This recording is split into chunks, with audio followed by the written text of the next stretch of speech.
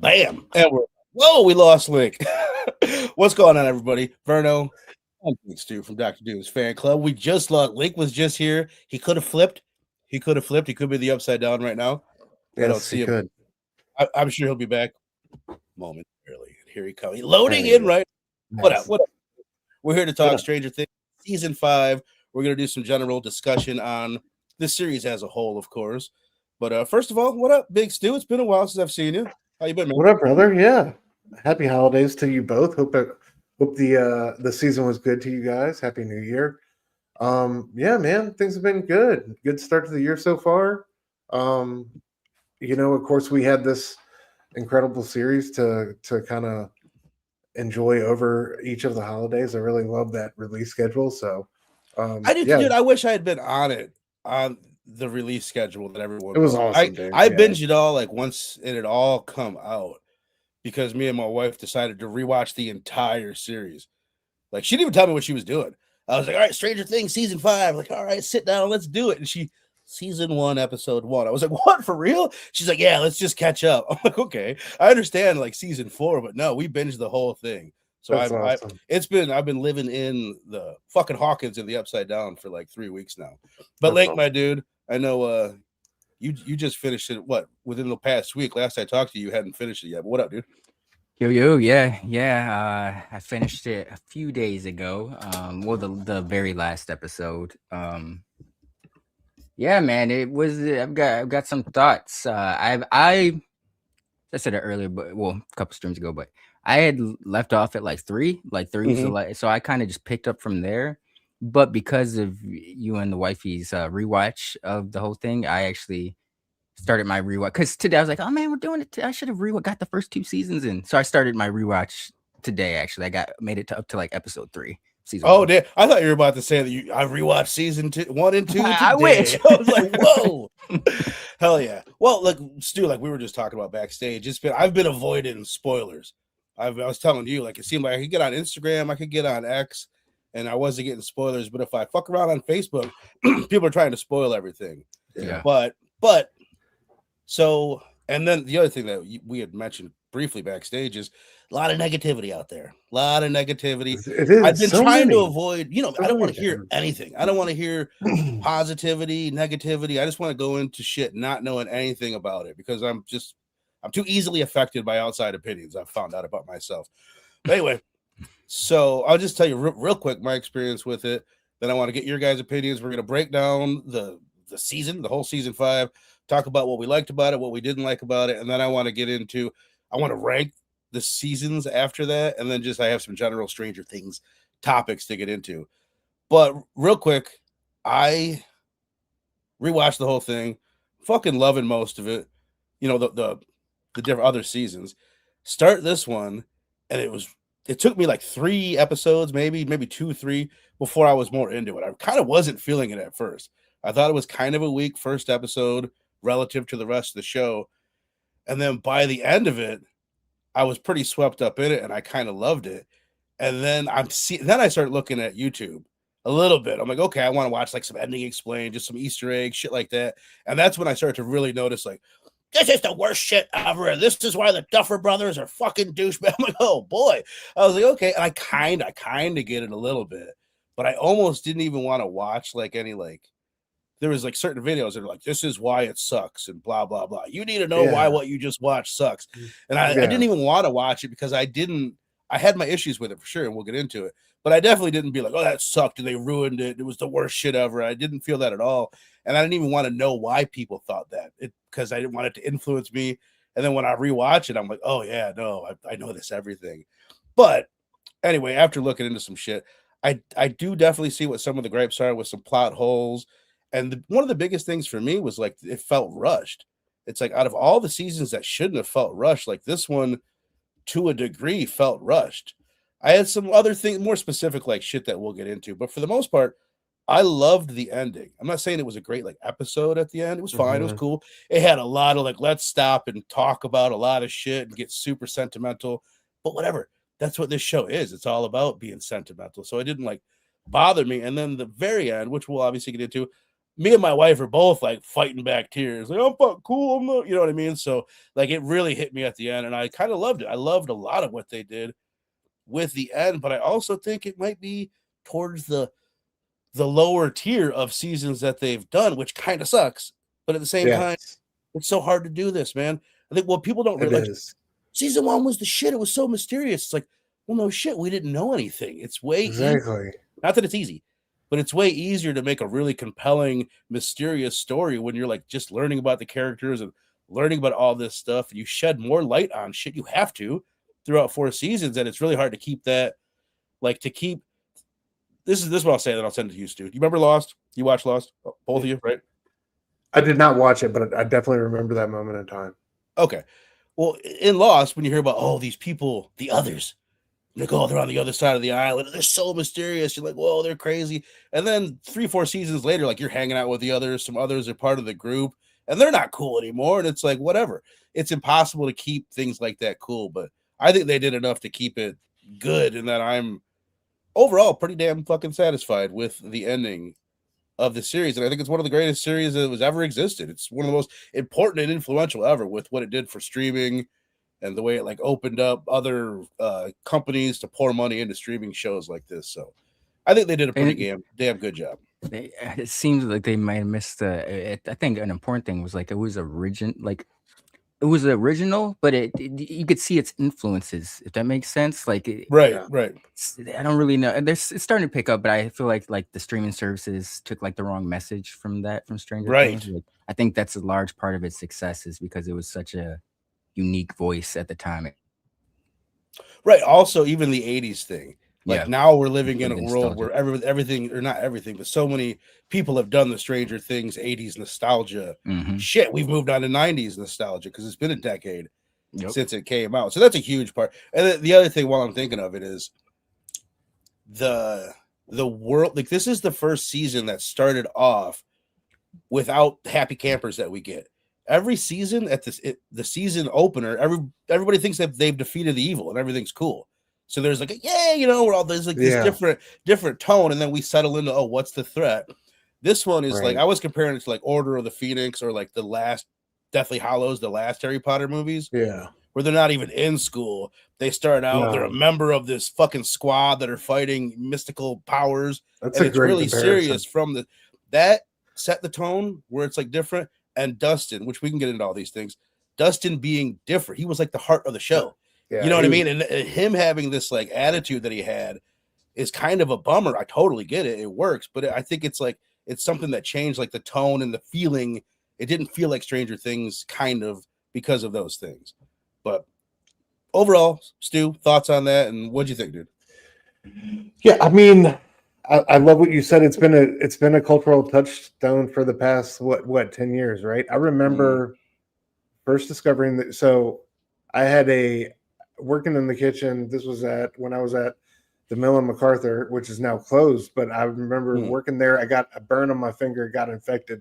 I had to go to the hospital for it. And I was in the hospital for like 4 days. And this whole first season was out, right? It was right around that time.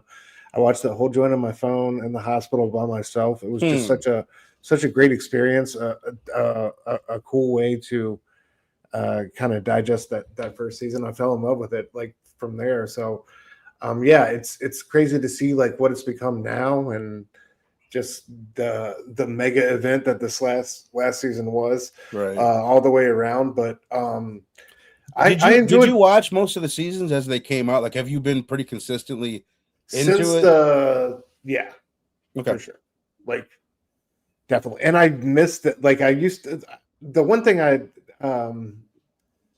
always loved about the show is the release schedule, right? Like, it used to drop on Halloween, originally because it was like November 6th. So I would try to keep it like a week before, and it was just so masterful the way they timed that up. And you said when the seasons drop. We're consistent, yeah. Like one of the first two were like right around. The first one, July 15th, my birthday, first season. Second season was July. Second season was October. Yeah, and then I think the season 4 was like spring, like May or some shit, and they spaced it out for like 2 months till July, and then the last season was winter time. Yeah, but it's been a like a a touchdown. It's something I've returned to time and time again.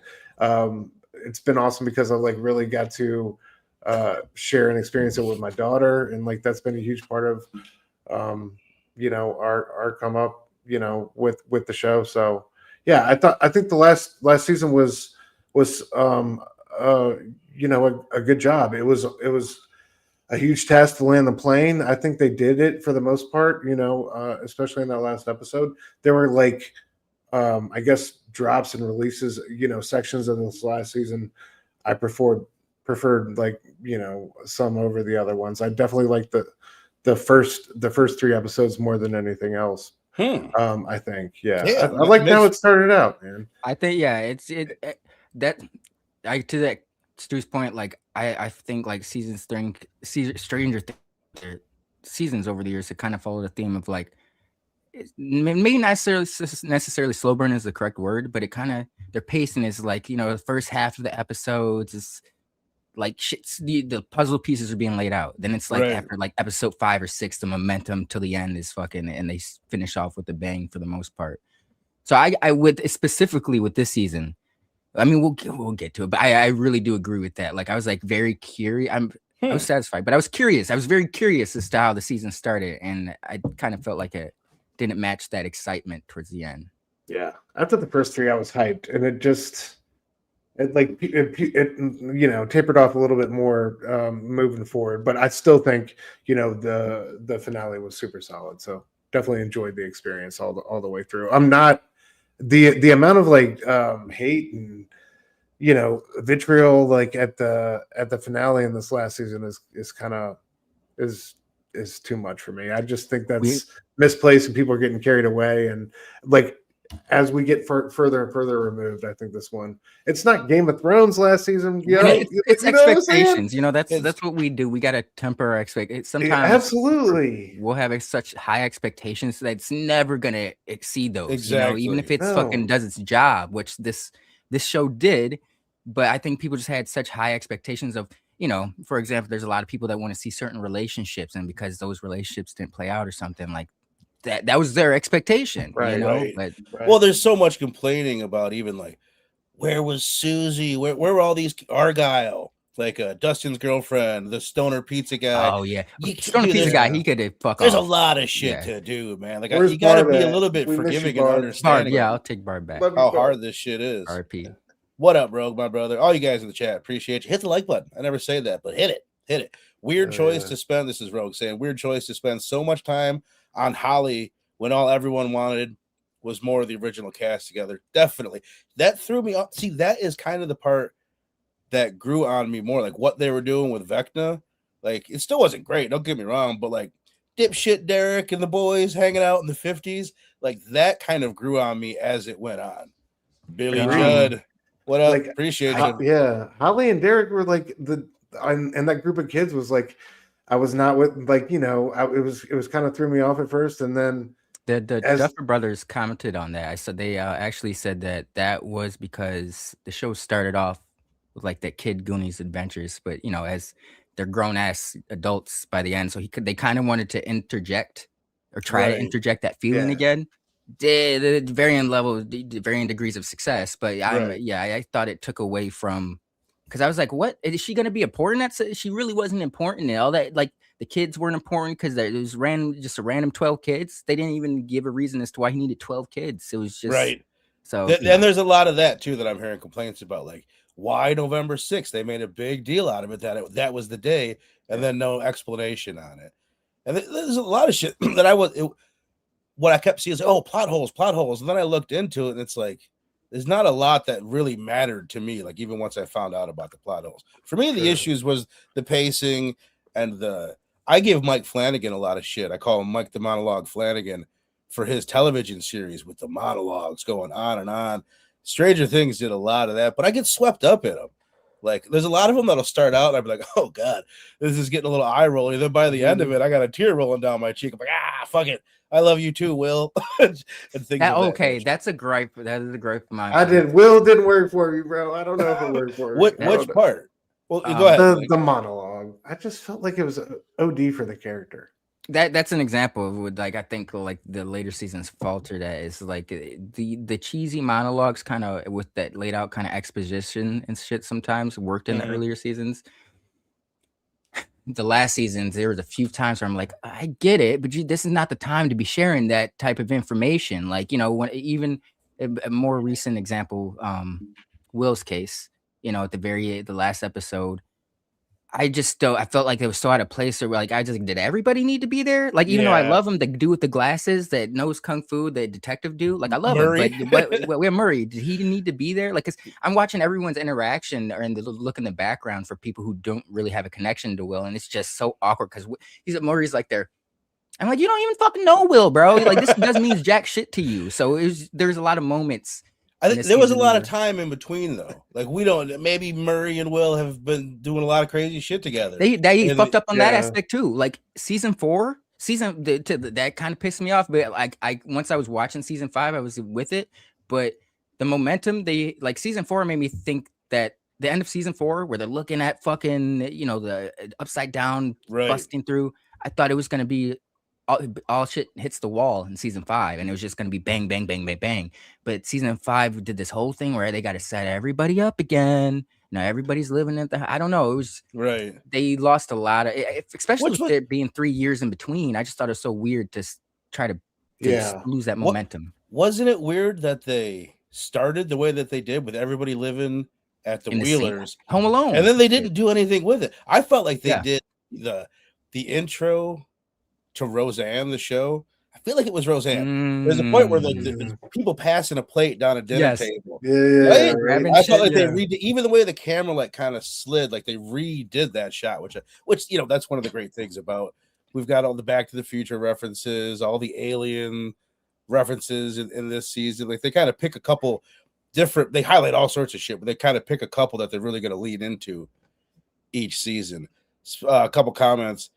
It was good to see Linda Hamilton says Sale, but just kind of came out of nowhere and disappeared out of nowhere. Because they killed the fucking. I think she was the worst 80s star to come back. Not that she did a bad job. They just didn't write anything for her at all. Yeah. Like she's the worst villain that we've ever had in the season. And she's one of the coolest.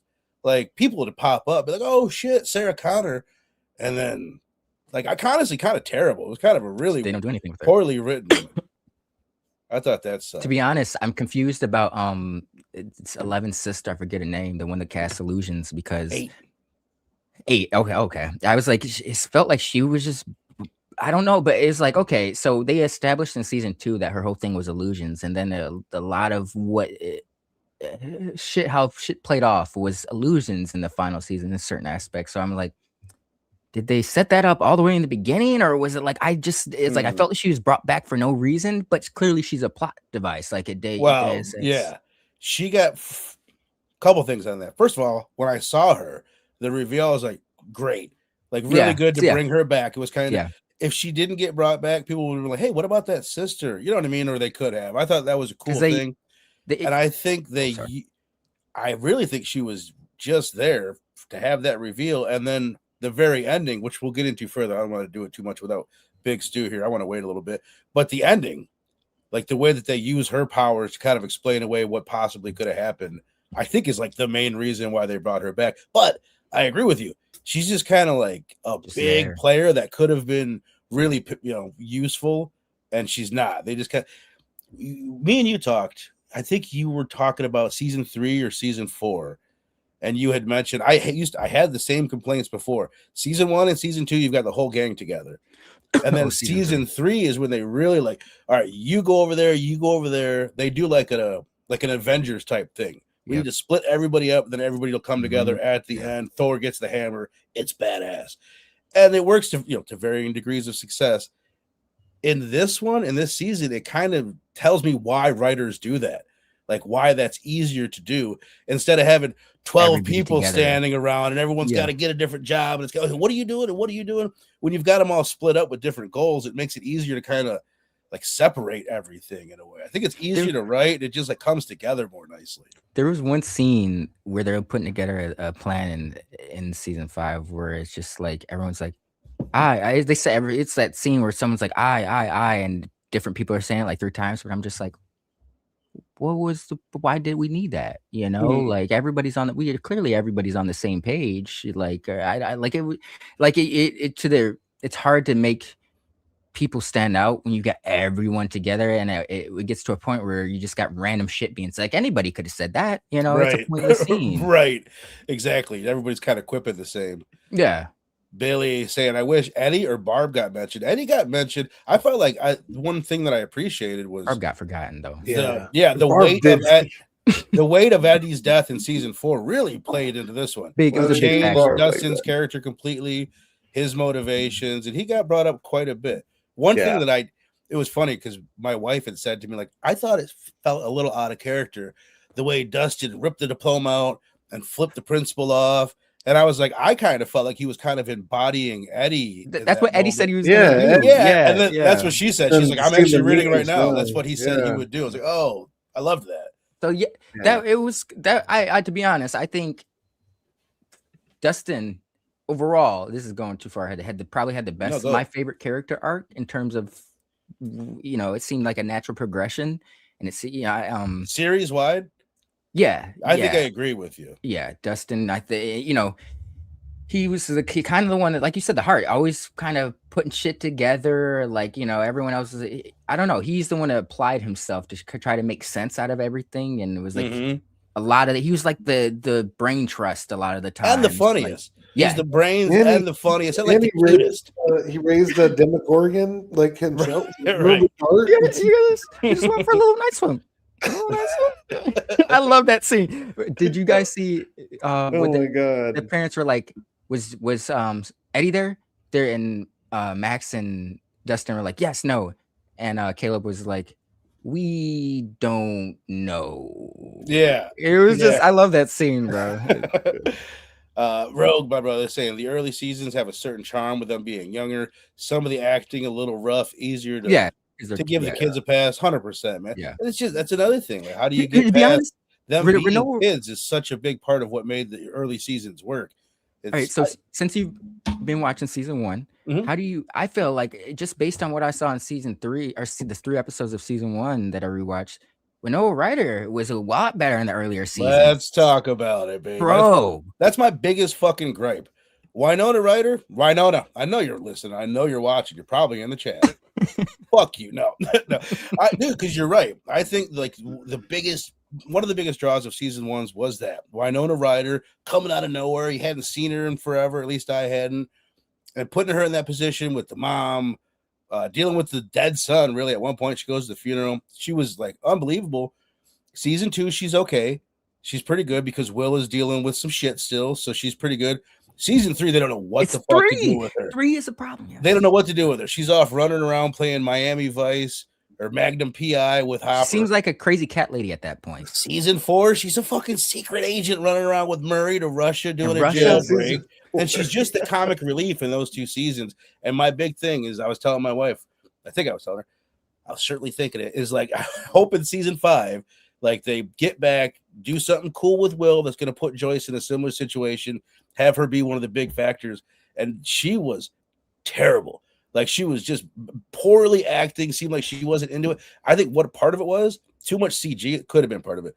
There's all this time where there's like just surrounded in a CG world. I hate that shit. Yeah. Use CG to a certain degree, but when it's all like you're standing in a room and you could tell like none of this is real. I feel like maybe that like she wasn't motivated or she didn't like it. No, you could feel it. Whether I think all their performances were weathered a little bit by that. Let's talk about the Upside Down. Like even the portrayal of the Upside Down felt different in the earlier seasons as opposed to like the full on fucking green blue screen we got in this season or the later season. It was weird.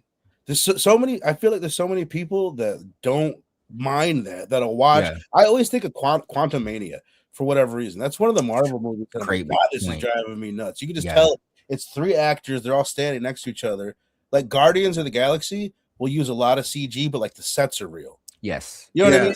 And then like he builds those crazy like, fuck it, they'll be okay. They don't need a set. Just put them in the room. And I hate. Yeah, really hate it, man. It really feels so flat, bro. There's no context. You can feel it one way or the other. You can always feel it. I feel like. Yeah, the texture.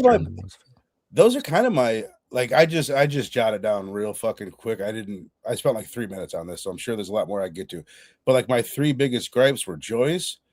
Stu, I think you were gone when we talked briefly about Linda Hamilton and just like what? Just there, Yeah. just there, just Right. equal. She's great. Like she's great and such an epic in her big moments, but she also like kind of shows up without ever really getting No a proper motivation. explanation, and then she disappears the same Yeah. way. Like she's Yep. just going with the fucking wind, man. And she was such a force of nature in the few scenes. Like it would have been cool if she had a really menacing plan that we For got a big sure, reveal dude. on or something like that. Something Like- crazy. Like the pregnant Tie women her was just into- like the whole pregnant women thing just was not that did. I don't think that hit as hard as they wanted it to. You know? I that kind You know of what they should have done? me. Like- I liked that, like the reveal of what they were doing. I thought that was pretty Yeah, evil and gnarly. I don't know. Jace, my I just brother. wanted a cooler evil yes, plan. I did. I don't think she's Yeah. dead though, bro. What I was doing right there, I'm turning around and saying to my wife, "This is fake. She's not really dead. They're gonna do something with her." And I think that's true. I think she 8 is dead. I think 11 is alive. Maybe you. I really like. 11's got to be. Just while I'm thinking of it, I love the scene where Hop thinks he shoots 11. Like that was pretty. Was that in the film? That was cool. Yeah, And the Probably, tank. I mean, she's in the tank. That was yeah. very cool. Yeah. That Yeah, was great. that was good. You know what they should have done with Limo Hamilton though? Like giving her like, because she had no more. That's what I'm saying. Any motivation would have gone a long way. She just there. Made her like a Mhm. William Stryker thing. Like maybe one of her kids were one of the Right, yep. experiments or something like that. Like so, she's had ties to this or grievance this whole time. Or, Like, or one of her kids was one of the people that was killed by what she thinks is 11 when Yeah. she was. In Or she's like Brenner's older sister or some shit. yeah. Yeah. Yeah, Yeah, it feels that how- was. yeah. I kept on thinking they were about to like pull out something really, really cool with her. I had written down. Let's just get into it real quick while we're talking about her. Let me look. I thought, like I asked AI, I was like, name me all of the former '80s stars that ended up being featured in Stranger Things. I thought it was going to be a list, and it really wasn't. It's not Handful. as long. It's not as long as I thought. There's obviously Sean Winona, Astin. Winona Ryder, Sean Astin is Bob. I wrote down the Terminator, even though it wasn't him. Like they put the Terminator in season 3. Like Oh yeah. Yeah. they have a guy Yeah. that's that, That's you know. nice. I had Yeah. forgot about him. That's what I love. I love all, and then like the Wrinkle in Time references throughout the season. Like I love how they do. read that. Wrinkle in Time. I've never read it. I think I I read that like as as a kid, but I don't remember shit about it. there's a I play remember by that cover though. Seeing that cover like took me back. the Duffer Sorry. Brothers. No, you're good. Made a play, which is canon. That Mark saw that. does a lot of backstory with Vecna. Okay.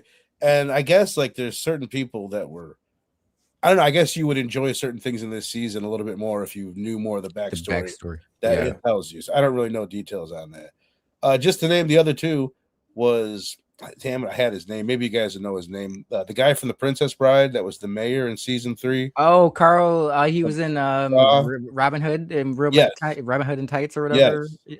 Carl Lewis or some shit like that. Or No, that's that's- not. That's Princess Bride. Was it? No, it's same dude. Princess Bride, yeah. Yeah. Not Carl Lewis. Carl Lewis is It's Carl This is something. Springer. or- completely different guy. I'll look it up because now I want No, I know it's not Lewis. No. It's like Carl. I'm typing in Carl Lewis. That's not what I'm doing. Not what I'm trying to do. His name, the man's name, Carrie Elwes? Eloise. Oh, Okay, that's thank right. you. Yeah. that- I hate him in fucking Saw. I thought he was okay in Stranger Things. Yeah. God, do I hate him in Saw? Just There's something about his Thank you, older Billy Joe. performances, slimy bro. little shit. Yeah, he I was. loved him in Princess Bride, in Robin Hood Men in Tights, but like I Saw, always love him. I kind of like. no, always he's love good. him. It's just the younger version of him seems so different than the older. Totally. version. It's like Yeah, looking at yeah, Renee yeah. Zellweger. It's- you know, it's like- weird when you see actor like Casey. I always do this with her name, Spacey Sisak, Oh, okay, yeah. the one that yeah. plays Carrie.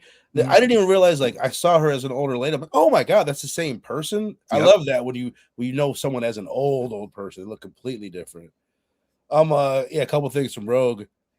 Did you guys hear about this? How a lot of people thought there's like certain clues that you could read into where it looks like Yeah, I heard about. it looks like people at the end of the season are maybe being influenced or controlled by Vecna, and that it's all a dream. because they're in orange, the graduate suits. They've got and the all same this shit. haircut as Vecna. Mike's got his Yeah. hair like his mom's got his hair like Vecna.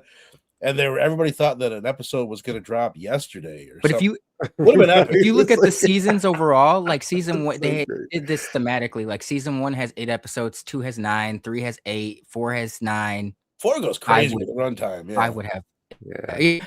4 had fucking movies as episodes. It was you know? insane. Oh yeah. Yeah. That shit was Insane how like ambitious they were for season 4. Crazy. And then Sal saying that redhead girlfriend. She did look like, yo, Big great time, dude. call, bro. Let's There was talk something. about them. What do you guys think about Robin? Fans? I like Robin. I Yeah, don't. like There's Robin. some certain characters that I feel like we're kind of like Max and Robin. I feel are kind of wasted in this season, even though I like them over.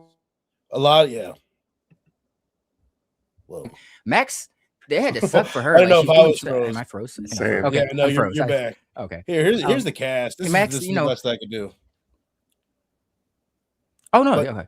Max she just was wasted, bro. Like she was in the weird dream sequences at the beginning, then she's like in the wheelchair for the rest of the episode. You know, most of the episodes. Yeah. I don't know. She's become But one she of is my such a favorite. phenomenal actress. That girl is. Yeah. Oh my god. Let's talk about I this. cannot wait to see her future. Like she's This is gonna what I kill wanted it. to get into, man. It's a great segue. We could come back to other gripes and praises that we want to heap onto season 5, but I do want to get into this. This is asking you guys in the chat too. Out of like just the kids, the main kids, 11. Big Star. And I'm not going to think of all their actors' names. I might know Yeah, some of them. just go with the Millie character Bobby name. Brown, I guess. I know Yeah, that. we know that. Finn Wolfhard. All right, so out of 11, Mike, Dustin, Lucas, Will, and Max. You know what I mean? Because I figure Max showed up a little bit late, but still, she's part of the Still, core. season 2. Yeah. She's part of the core of the whole thing. Who do you guys think has the most potential to not be like? I think Millie Bobby Brown has already established herself as like a movie star. She's got a franchise with her Enola Holmes thing and blah blah blah. I'm not impressed. Yeah, Well, I was I gonna don't say, think she's none like of that. her movies are She's really. not like that, No, Tony. they're To doing- be honest, They're doing okay. Like I had to look into it. Like they're doing good on Rotten Tomatoes, and they keep making them. But I don't think she's not catching they're on not as like critically. a star who No. can end up being like a respected. Not that she's not respected, but you guys know what I mean. Like Dustin someone that like, and oh, Finn. Dustin and Finn, because Finn's already established. He had fucking a hit movie and a hit show a year into. Yeah. He had It and It, fucking yeah. Stranger Things a year into it. He's proven himself as a person behind the even cast members has said like he's always learning, like picking up. So it's like even if he's not like a star on screen, he's gonna be behind the camera making like Hell of a Summer. Clearly he can On write Disney movies, Plus, right? by the way. It's I Finn know and Max to shit. me. I think it's On this. Oh, You think it too? Finn and Max. What about and this is something Dustin, I Or could see. what's Max's Sadie? It's like Sadie Prince. Sadie or something? Sink. Yeah. Sadie Sink. She's Sadie here's all their Sink. ages, by the Thank you. way, because I thought this was interesting. She's the oldest. She's oh no, I'm sorry. Caleb Max is 23. Lucas, Caleb McLaughlin is 24. got that Who- beard, bro. Dustin is 23. Mike's 23. 11 is 21. Erica Sinclair is 19. Winona Ryder's 54. David Harbour is 50. Just to throw those in there. 50? But yeah, David Harbour is. Harper Damn. looks old as shit. I thought he bro. was way older than I don't know. I'm Yeah. shocked to hear that.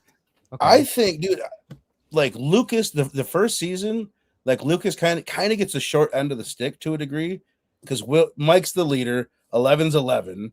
Dustin is Dustin. Dustin, And Will is in the upside down. So just he kind of gets the short end of the stick. But I think once Max shows up and like He Max becomes a character. always gets the bigger storyline, but like kind of show off his acting chops because of her storylines, more or less, throughout the whole thing, because of his connection with her.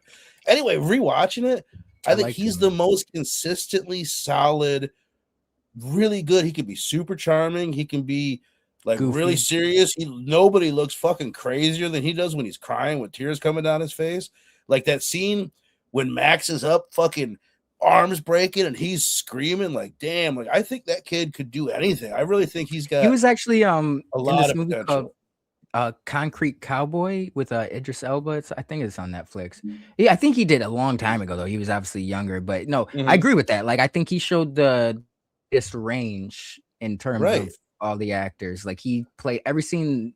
He was playing the right emotion to it. Like when he needed to be like corny, like when he's like, "New Coke, it's better, Yes. bolder. You know, it's like he Better. sold every Yes. scene. So I could see Give him what he's you not need. Like, he's doesn't have as much behind him right now, but I feel like if he sticks with it and he goes for more roles, he's got a future ahead of him because he definitely showed the most range out of for sure. He had to get younger that guys. acne cleared up. He had some season 4 acne issues that were a bitch.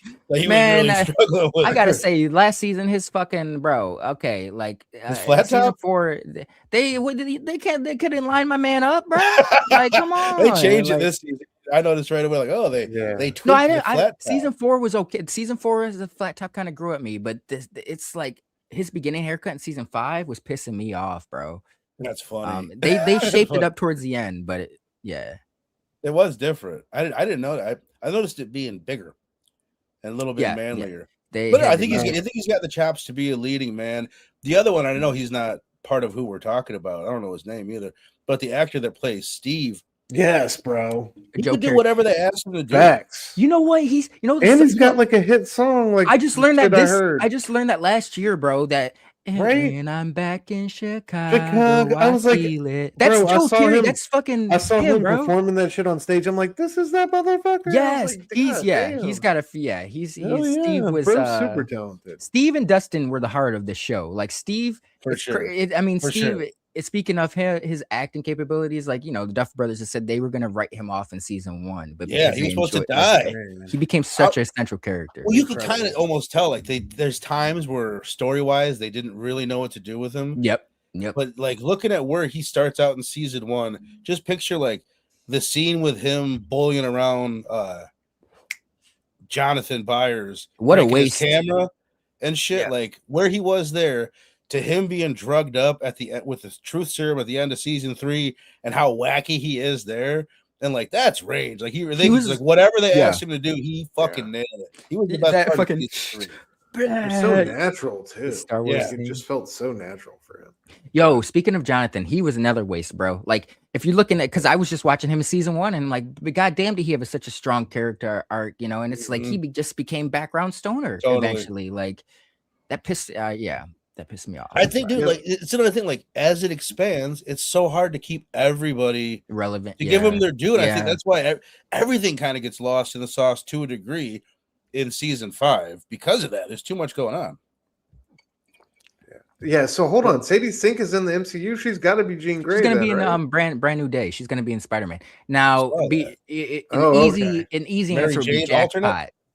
Oh God, don't do that. That's what I'm saying. I don't want to see that. I think that would be too fucking. That's too easy. I don't know. Now I gotta look at Marvel Jackpot. There's during this. So the movie's called Brand New Day. During a Spider-Man storyline called Brand New Day, this redheaded character that would be called Jackpot popped up, and too. people thought it was Mary Jane, but it was Jackpot. It was 2 characters, and one was redhead, the other one wore a rig. But I'm just saying, like, come on now, don't make this. Damn, they're gonna Sydney Sweeney your ass, bro. Damn, that's terrible. Max was in The Whale. Oh yeah, she was. She was the daughter in The Whale, huh? Brandon Fraser, yeah. And this movie with Eric Bana that was on Netflix. I meant to watch it actually because I was like, oh shit, I didn't know she had leveled up like that. I was like, okay, she was in actors. Stu, I don't think you saw it, but that Fear Street trilogy that Netflix did a few years ago, she's in the second movie of that. Fear Street. Okay, she's in the second one of that, and she's which one was that? It's basically it's a camp slasher. It's like a Friday the 13th. Okay, was that like where they go down to the lake and shit? Yes, and they'd have dares to jump off the cliff or something. I think I did see that one. I don't remember that specifically, but I will take your word for it. I was actually listening, Rogue, to some of Finn's music today. It's not for me, but it is music. I appreciate that he's actually playing a guitar, and he's like got a real band. Because when I heard he's got music, I'm like, I wonder if it's like making beats or whatever. He's already directed the movie too, right? Oh yeah, Hell of a Summer. You got to watch that, Stu. I'm telling you. I got it. Yeah, y'all keep talking about it. I do. It's funny as shit, bro. If it's like that good, why isn't he going to do more films? He's diversifying for himself. I can't be mad at that, to be honest. Yeah. Like I was just thinking of Mike's care or Will, who got kidnapped. Will, yeah. Yeah, well, Yeah. his character or the actor, I don't see him doing much of it. He's not really done anything besides this. He's made comments about how Stranger Things has kind of set him up for life. It doesn't sound like he's got any interest in really pursuing. That Will, the actor that plays Will? Yeah. Interesting. I think he's the one that he's like focused on his studies and shit. For now, his yes, Billy deserved to die. Billy was a piece of shit. Yeah. I liked Billy. I liked Billy. I liked having him in the show. Come on, okay. Billy and Miss Wheeler. Billy yeah, he was abused by his dad, bro. Like that, hurt people type shit. But that one scene where he's fucking talking to, I think it was season 3. That's the only thing I really like about season 3. And he's talking to 11, and he's talking about how we're gonna kill everybody you love, and he's like crying because that's fucking Billy on the inside, and how Billy fucking snapped out of it at the end. Like, bro, Billy was one of the best characters. I thought he was good, but he deserved to die. No, but he was kind of a piece of shit. That's one thing I really liked about season 4 was kind of there's that bit where Max is like admitting that she had all these bad thoughts about Billy. Yeah. And it's like the whole time in season 4, if you guys remember, she's really struggling with this, like, Billy died and I'm really upset about it. The whole time I'm thinking, like, you guys didn't fucking get along at all. And then at the end, she kind of admits, like, that's part of what she's been struggling with so much, is that she wished death upon him. And she really didn't like him. Like, he saved 11 though, bro. He saved 11. Like, if that's not something for redemption, I don't know what it reminded me of, like, for my Dragon Ball Z fans, when Vegeta fucking went up against Boo, bro, and he was talking to Piccolo, and he's like, yo, am I gonna go to the afterlife like Goku did at the end of this? And Piccolo's like, no, bro, you fucked up too much. But Vegeta still does it anyways. Billy sacrificed himself anyways. First of all, Isaiah, what up? Second of all, are you talking about specifically, because I didn't see the new series Pennywise yet. I've been busy with Stranger Things. Absolutely. Pennywise? Are you guys like just based on the without series? a doubt. For sure. Okay. Right. Is their face on my face? Like, yeah. Well, all right. Vecna. Let's talk about Vecna. Cool. Yeah. Well, first of all, I liked his upgrade, his visual upgrade. Yes. Like, he looked a little bit too I Am Groot-y, but other than that, I could even, like, with some of his powers were pretty fucking Groot-y. But I quite enjoyed the what the fuck am I trying to say? Oh, his origin story to a degree. I don't think they did it perfectly, but I liked the idea of him finding the briefcase and the fucking guy, which someone mentioned earlier, that stone that's inside that briefcase. The spin-off series that the Duffer Brothers are doing, it's not going to, like, tie into this that much, but it's going to explain the origin of that rock to a degree. I think it's going to be something where it's like, oh, it's from this world, and on this world is where this show takes place. Maybe the chat can help me, because, all right, maybe it was not a movie, maybe it was a segment of a movie where these old people, it's in like an 80s movie. Yeah, I know I was talking to you guys about this in the back chat. These old people find like this rock or something, and they become young for like a night. Like, they're fucking teenagers or kids. And like, this is taking place at a retirement home, the new Duffers Brothers project. That's why it's making me think, are they, because they it's like they're gonna do Cocoon or Hollow. It's like Stranger Things, but instead of kids, it's gonna be with old people to a degree. I think movie where old people become young. 80s movie? Yes. 80s. Link has seen it. Let's see if the internet knows what you've been watching. Cocoon?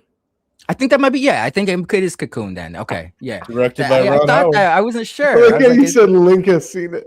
This is what they knew. They know what the fuck you've seen. Yeah. You know what weirds me out? Like, I'm pretty sure the AI that's on Instagram, it doesn't remember shit about you. But if you get on Grok, or these, I haven't tried this in a while, but hey, Grok, what do you know about me? It's like, well, Verno, you're into horror, and you this and that. You've asked me about this. Like, whoa, it's like keeping track of you. Building data profiles. Yeah, that's kind of like maybe a little too much. Let's slow it down over there, Elon. But anyway, Vecna. I like this story. I like what someone mentioned earlier, whoever said it. He didn't do shit. He didn't. That's one of the big things. You get this a lot, where it's like, how many times during the Star Wars franchise does Darth Vader interact with the cast, the good guys? Fucking twice, once, 3 times. Yeah. Like, it doesn't. It's kind of a thing, but there's definitely that in this one. There isn't enough of a real threat The stakes aren't high enough. The other thing that we haven't mentioned, like somebody should have fucking died. There's no one that really, That pissed other me than off, eight, to be like honest. they Yeah, should have killed a few Seriously. people. Like they went a little. soft. Yeah, they The went weights soft. don't- They didn't They take the did. risks that they could have. There were some Yeah. moments where I was like, "Oh, that's cool," and it's just the other. I'm rambling, but visually, most seasons there'll be some kind of visual moment, like Max floating up, or even just like instantly. I think season 2, I think about those kids in the fucking Ghostbusters outfit. Season 1, I think about Joyce holding the Christmas lights. Just like things like that. And in season 5, there's just not. Maybe it's because it's too Season fresh. 5, I think They- about Vecna chasing kids through the Grand Canyon like the whole time. You know, I'm thinking of something because they kind of did it in season 4. Like I'm running something Joss Whedon said. He's like, killing characters is too easy. I mean, and when you do it, kill someone that people are really gonna love. Yeah, but he said, don't kill him. Like fuck him up. Like that's what happened to Max. She was fucked up, but then they kind of Right. just erased it. You know, I think like Yeah, that's they- the moment of the show too. yeah, yeah. Of the whole thing. I think that might be like the peak of the show for me, or at least one of them was like fucking crazy. When Yeah. Max's arms break, and you're like, oh my god, they're gonna do Yeah. that to Max right now. It's crazy how She's much blind. she grew on me. She Yeah. definitely became one of my favorite ones. But yes, Rogue, it's a complaint that I've seen and a complaint that I agree Yes, bro, with. that shit was over, bro. It's much of a threat, and the shit Vecna's been doing these last. That same little fucking spider creature got taken down in fucking less than 10 minutes, dog. You should have saw how you were froze for a second. It was fucking perfect. Less than 10 minutes. Yeah. Um, I Yeah, thought that was kind of weak. Another thing it is was. where were all of the creatures that we've saw, the bats that were there just for Billy's death, just to make it look Yes. fucking metal, or not Billy, Eddie, yeah. Eddie's death. Where were the bats? Where were the Where dead were organs? Where were the no dead Demogorgons. dogs? Where were the new creatures that they should have come up with that didn't That make lived in through? the yeah. So that was kind of weak. What did you guys think of the fact? I thought it was kind of cool.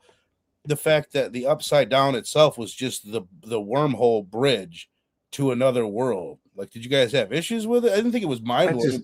I liked aspects of it, but I'm confused. Like, why did everything like so? It just seemed unnecessary in the end. It was the And way it- that they could get rid of it. It's because it was. But just like, a why? bridge. Why did You the know what I upside mean? down look like? Why was it connected to fucking whatever the place? Great Why did point. it look like the apple? Like, who built those houses? Like, why Why did didn't the you food get halfway from? through it and it looked like the other world that it was connecting to? Yes, that's the yeah. So Yeah. it kind of had more questions than it answered.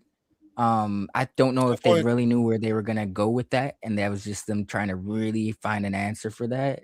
But the idea of it is cool, but there's so many unanswered questions about it that it Yeah. kind All of right. R.I.P. to all those pregnant women who got swept up in the tornado at the end. You remember they were in the upside down army base. So Right. yeah, that was a wrap for them. You fucked with the wrong family. That was honestly some of Winona's best. That was one of her best delivered lines of the series. of I this. also thought Yeah, it was bullshit that she got to be the one that ended it and she got to fuck off the entire season. Not just the character, but like Winona just like took this season off and then she got to be the one to really end it. I was pretty upset with Shit that. took her 35 chops.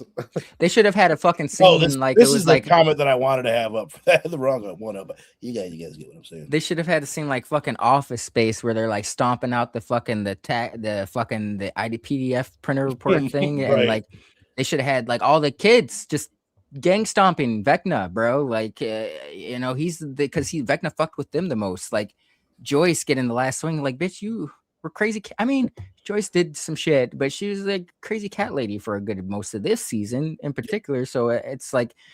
I get what they're trying to do, but we were so far removed from the trauma she had experienced in season 1. Like that's what the Right. callback was because she So was so they did- devastated by that. They relied a lot on montages Yeah. in this, but Yes. everyone gets me. Every time they flash back to those fucking kids and you see how young they were, it gets me strikes every you, bro. time. It really Yeah. does, man. Yeah. It's like, damn, we've been with, and just I gotta say it. I hope everything goes well for these kids.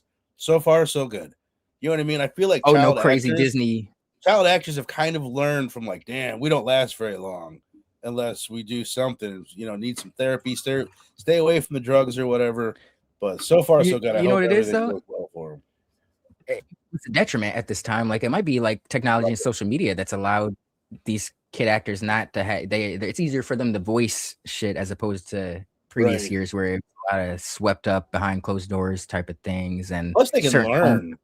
Yeah. right? They can sit and read about the fucking the dangers, Trials and man. tribulations, What yeah. happens to people? Yes, Rogue or Sal. I loved this shit. I was really fire. enjoyed that whole bit with the Demogorgon attacking them. I like. Yes. Did you guys catch the poltergeist references? With the Like TV. when Holly's getting sucked up, and like when they're pulling her, that's what happens Oh, to with the the little girl. vortex. Oh, hell yeah, She grabs dude. onto her I bed didn't and even. she's sucked up. It was Nah, I very. didn't even catch that. That's dope. I thought one of the parents were gonna die for sure, like the dad or the That's mom. the biggest fucking thing, bro. They've been setting it up. There's two things, and I want to get into Will's. I want to get deeper into Will's coming out thing in a minute. But there's two things on the rewatch that I'm like, damn, that was there from fucking episode 1. One is Will, like they say something. Joyce says something like kids are calling him gay or something. His like dad, his dad had called him the F word. Yeah, that was a kind of it's there from from the jump, and I guess the Duffer Brothers always planned it to be like this. He was always gay. They didn't know that the actor was gay, which is fucking crazy. The actor, whose name I should know, it's right here. Noah something. Noah something. That's weird. It's a weird last name, but it actually I like it. No, what the fuck is his name? Noah Schnopp. Okay. Anyway, he didn't know he was gay at the time. That's crazy in itself. But the other thing, was their relationship, the Wheelers, their parents' relationship being rocky from the get-go. That's the chair where dad sleeps.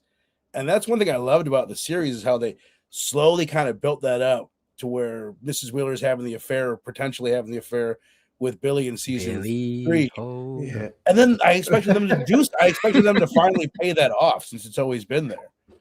And like, why not kill the dad? You know what I thought was going to happen is that the dad was going to be part of the gang.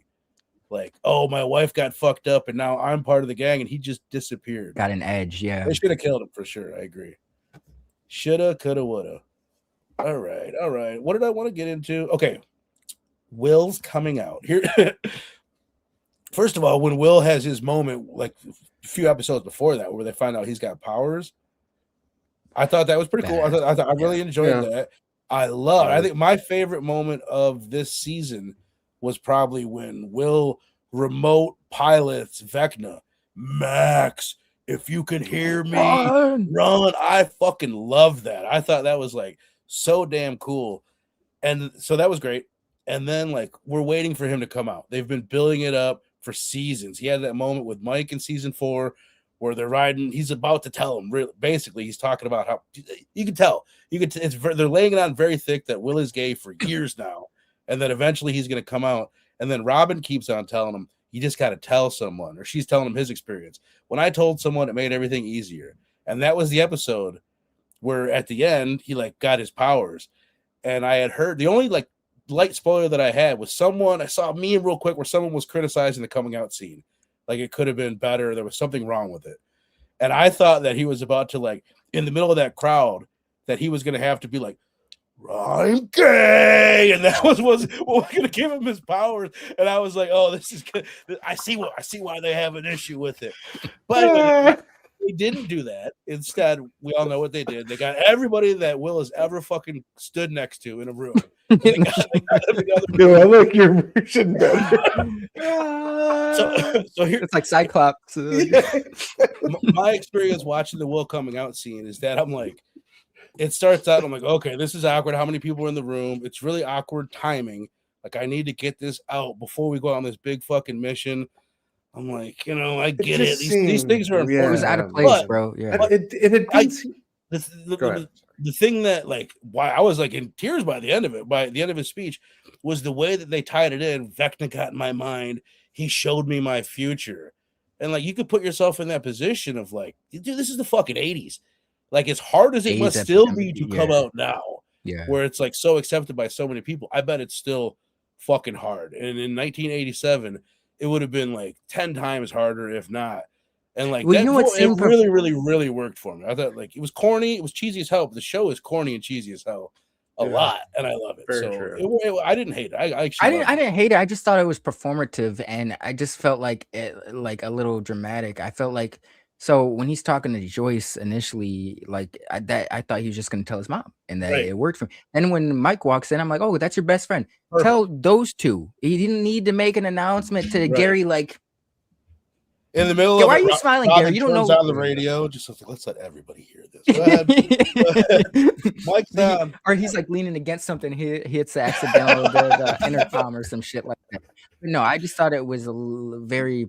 I didn't hate it, but it just seemed instead of nuanced and organic, it seemed like attention grabbing. Hey, everybody, come here real quick. I know we're setting up to save the world, but I just got to tell you this little side bit about myself that's not really going to affect anything. We still Right. got to go out ass. But that's why I'm saying him telling Joyce and Mike would have made more sense than just let it be that people that matter to him the most. He had to his brother, or even just the gang. But you're right. When it didn't need to be Steve and Murray and Hopper, it should have been Dustin, Luke. You know what I mean? Just like the tight crew. It was fucking awkward how they had it. But the way that they did make me believe by the end of it that it was something important for the mission for them to do before he went in case they fucking he didn't have to worry about it. Yeah. He's gonna tell my secret. Let me get my secret out so it's not affecting the mission. And I thought that actually worked. I'm kind of okay. So now you got me thinking here. Like maybe that was like a weakness. That's what allowed Vecna to fuck with him, is because that's a weakness he didn't want to be brought out. So, but if he put his truth out there, that it wouldn't be his kryptonite when he faced Vecna. I can get that. I can get behind that. Still, they could execute a little bit better, but that I do like that theory adds more. It makes that seem better. He did have that line, like, I'm not afraid anymore, or whatever. Yeah. Me and my wife were talking, like, I was like, I don't think he's in. I didn't think. She's like, oh, he has a crush on Mike. And I'm like, I don't think they'll write that just because, like, people could take that. I don't know. It's a dicey thing to even be like, well, if you're friends with a gay guy, he might have a crush on you. You know what I mean? That kind of like line of thought. I didn't think that they would write it like that. I thought she was reading it wrong, but they made it pretty clear, right? They didn't say it. Also, he never said like I'm gay. He never said I like boys. He said I don't like girls, and I had a crush on somebody. And he looks at Mike. So I thought it was weird that they danced around it, but I guess it's whatever.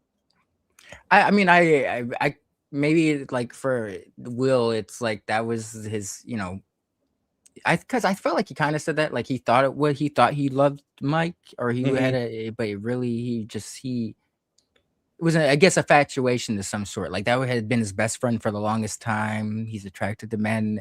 Wolfenhart's a good looking dude, so he's like, oh, maybe this is what he's like. I thought that's what love was, like. So I didn't mind that. Like I filmed like it seemed like a natural thing because it's like that's the closest, like that's his best friend. That's what in a relationship they're supposed to be your best friend. So it seemed like he would kind of have That's why outside of the gay sex, being gay is like the most appealing thing ever. You know what I mean? It'd be fucking awesome. I wonder this shit all the time, Sal. Like, how much did they know when they started writing? That's what I think. When like all these this season or this series has so many parallels or similarities with Harry Potter in that way.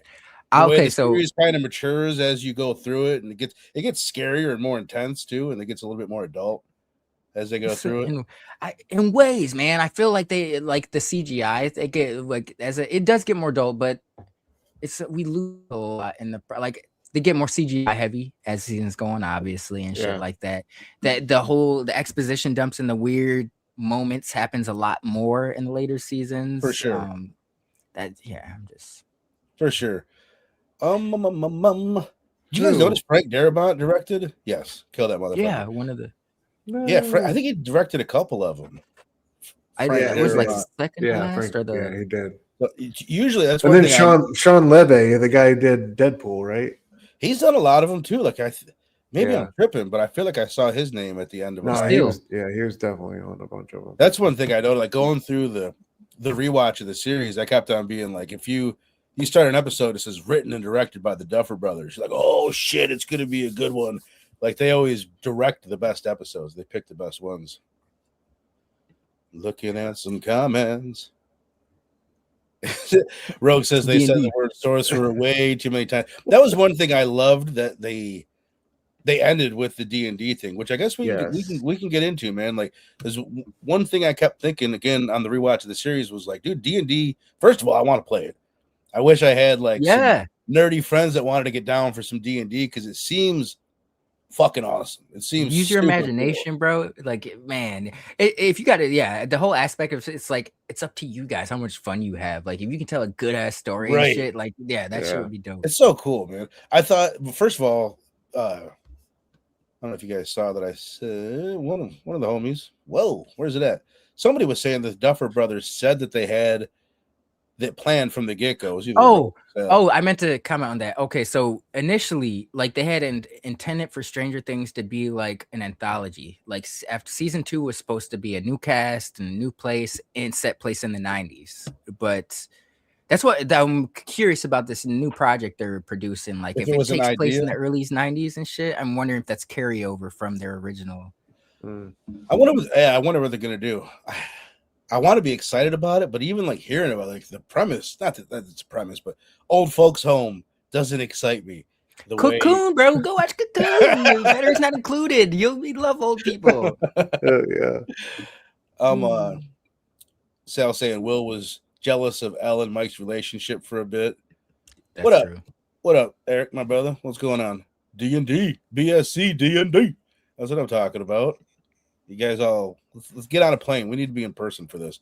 They made it clear the past season, says Rogue, when he secret cries in the van while talking to Mike. That's the scene that I was talking about. That was the scene that they really like. If you were curious about Will's sexuality, that was the scene that they really fucking told you. Absolutely. That little moment kind of bugged me though, because I was like, all right, I was just thinking about when I'm in the car with somebody, like how often can someone cry in a car and nobody notices? Like Mike was sitting right next to him and was looking at him as he's like, right. Mike's pretty oblivious that season. Yeah, you know yeah, I mean? it was. That's one thing that's funny. Like Mike in season 4, he's fucking cool. He's got the long hair. He's got all these like cool outfits and shit. And then in season 4, he like buttons everything up. He wears a bunch of sweaters and shit. Like, plus he was in the Pineapple Express van, dude. He might have been in the rotation. The secondhand. He might have been in the rotation. Yes. All right. So we've hit most of the shit, man. So the end. I fucking love the end. First of all, the scene, the way them playing D&D, I thought was super important and cool. And again, they planned they've been working on that scene for 10 years. They've always planned on ending the show this way with Mike doing the story and everything. So first of all, they're just going to end it. But I loved how Mike gives everybody, Dustin goes off and does this. And I just, bam, I'm headcanoning everything. And then I start nudging my wife when he talks about the mage or whatever. So I love the fact that they gave us the option. We can think that's exactly what happened. 11's off here living by this fucking 2, not 3, but 2 waterfalls. And that's just the way it goes down and they never meet again. Or we can say that's bullshit and she's dead or anything in between. And I actually prefer that because that means people can have this exact same conversation 3,000 years from now about Stranger Things. And I love that shit. Like you can forever, it can be a debate. So I like that. What do you guys think? I'm actually kind of like, after some maybe like 2, 3, 4, maybe like 3, 4 years goes by. Maybe if there's interest and they got a story, they could pick up with these guys being grown up in the 90s. They will. I hope they don't, but they will, right? I bet they'll come back one day. It's become like you were saying earlier, like this has become like there's been so many things trying to emulate off this. Like they're not gonna let this go. Like this has become a franchise. We're gonna see, we got the animated project. Who knows how many seasons that goes on for? They say, did you hear about this, Stu? What they're doing with the animated thing? I'm frozen. You look great though. Keep it. Yeah. It's set between seasons 2 and 3, and the idea is that it could go on forever, and the kids will never age, so they can have a bunch of little adventures. I could see it originally I thought it was going to be like a 1-season thing, but just hearing them say it like that, like these kids never have to grow up now, could be cool. And it's kind of, I guess it's stylized after like a 90s cartoon, I think. Okay. But I'm down for it. I'm more down for that than I am what the Duffer Brothers' next thing is. But what'd you think of the end? I loved it, dude. I think you said it best about the D&D campaign. I think it's lovely how they came back to that. I thought like the scene with like the young kids at the table and fucking shit up and Mike at the top of the stairs. Yeah, man. Like that's what it's all about. It's about spreading that love down. And again, it was a beautiful way to, kind of see, as Mike was seeing everybody off, kind of like, give some type of idea of where they're going to be at. I thought it was just brilliant. I think that scene alone really did so much for the finale and bringing things home. Like if like that hadn't been present, but we just got the graduation scene, I don't know if I would have felt the same way. But like watching that D&D scene, I was like, "Fuck, man! Like this is it right here." It really did a like great job of like yanking you back into what made you fall in love with this. Were you guys looking at like how much time was left in the final episode and be like, "Whoa, yo, like, 11 died. 11 fucking like died when there was like 50 minutes left, bro. I felt like they two-pieced the mind flayer, bro. Yeah, like it was no problem. I was like, what? How long can they? I don't know. I was so thrown off by that. I was like, we got like 45 minutes left. Yeah, 11's gone, bro. It was like halfway through, and they had already dispatched Homeboy. It was Lord of the Rings, the third one, whatever the fuck that is, where it's just like the ending, just like everybody's got a bunch of endings. It definitely felt like that. There was a lot of but I didn't mind it. You know what I mean? I was there for it because I thought it, they stuck every one. It was really solid, man. Like I thought, that's a risky bet, kind of like ending the action that early, not giving us any crazy kills. Everybody makes it, and you're going to sit it out that way. But it was really well done, and I thought, like, to me, my favorite parts of this final season were the beginning and the end. I thought the beginning and the end were the best parts of season 5. Now let's just get this out the way, because it seems like you're interested, but we gotta. Stu, you're a busy man. Would you be down for some D? If we did some D&D, I'm down to do it. Yeah, I'm down. Right, that'd be cool, bro. Yeah, let's try a D&D episode. I've tried to look into like a game, like a board game type thing that we could play online. You know what I mean? Something like that, where we don't have to all be in the same room to play a game, where something that would be entertaining for people to do on the show. Like do something like that. Like that would be so much fun. You cut out. Say what? Yeah, I thought it was just me. Like, sorry, just to do some like spontaneous storytelling shit like that. Yeah, you know what I mean. Just I would love it. Come up with like cool ideas and scenarios and characters and all that good stuff on the fly. Like we're already huge fans of. There were 3 waterfalls. I only saw 2. SoCal Daniel, son of a slut. What up, brother? Sorry about all the shit I say about your mom, bro. I'm just fucking around. I don't know why I always say that, but you're cool. You keep coming back. So, Dan, what up, bro? SoCal says I should watch this Showtime. So, damn, I was really surprised. I hit up Wes and I was like, Wes, you got to join for the Stranger Things season 5 episode.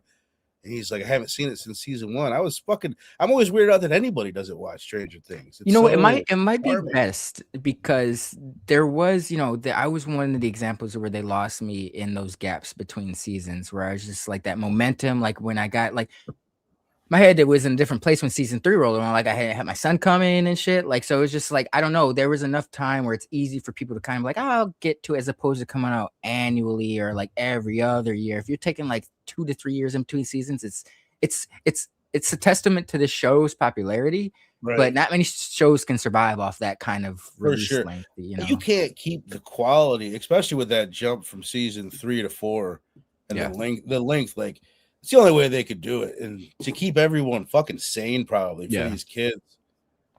Get a couple comments, and then let's get into the ending of this. Yes, I'm surprised she didn't die. I'm surprised they didn't do a goddamn thing with her. Honestly, most dope. Jack in the Box is fun games you can play over Wi-Fi. Interesting. Write that down. Bunch of different group names. All right. So what did I want to do? I guess we could rate this thing, which we still can, but let's go ahead and I want to start with you. I know it's probably less fresh, the whole fucking series. Me and Link just rewatched most of it. Well, I guess you missed season 2, but whatever. Let me speak on the ending real quick. Please. Yeah, good. You guys in the chat, rank the seasons for me. We'll get into that after this. But go ahead, Link. It was emotionally resonant, which I'll take. Plot holes be damned. There was a lot of them in season 5, but I'm thinking of shit like Game of Thrones, Lost, and I think this ending was more emotionally resonant or valuable. It held more weight. Like I accepted this, even though the plot, like Game of Thrones and Lost, I'm still like, I don't know if that ending really adds up to what they like. I can accept. What about Breaking Bad to mix into there? Oh, I love Breaking Bad is one of the most perfect, and bro, I don't know if you could have. I think I that's don't like re- one of the most perfect. I don't endings of remember it well, but I remember being happy with it. You know what I Yes. mean? I've only Yes. seen that final episode once. I remember being happy with it and be like, best show ever. Yeah. Close Yeah. it up. Yeah. Came back.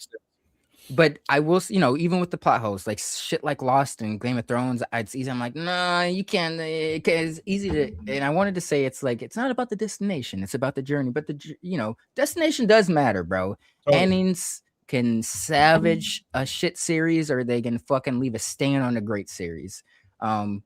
This one, it seems it's divisive right now, but I think overall it was a solid, like especially the emotional arcs. I think it was a solid ending. Like, yes, there's some plot holes and everything, but I think like you were saying, like when you saw the flashback scenes and see the journey, how far they've come, you can't help but that's special, bro. So I'll take that emotional resonance over like everything adding up and shit like that. It's cool to see these kids grow up and see the character arcs play out the way they did. So I enjoyed the ending. It might be a little bit of an extreme thing to say, but I think we're lucky to be alive right now, to be here. And, you know what I mean? This only going to happen once where Stranger Things ran its course, and it's special because these kids that we saw them grow up. It's like fucking old sitcoms used to be with the Cosby Kids and the Full House Kids. It's like we don't get that much anymore. Where something that so many people watch, it's a rarity, where we see actual kids grow up in front of our eyes, and like especially not with this kind of emotional weight and plot lines behind it. That's why if you would have killed one of these fucking kids, if you would have killed Dustin, like, bro, he would have been the biggest fucking character in like television history. Cinema history, whoever got for the main cast, Steve or whatever, they should have killed somebody. They really blew it. Oh, dude, do you guys think Steve? Total random. How about the drippy room? I loved that shit. There was something the crazy. pink shit. Yeah, whatever the fuck. They never explained. I don't even know why it was dripping, but I liked it. It reminded me of the stuff. You know what I'm talking about? Oh yeah. It did remind me the fact that the blood. Anyway, totally popped in my head. The stuff. That reminded me of nice call, bro.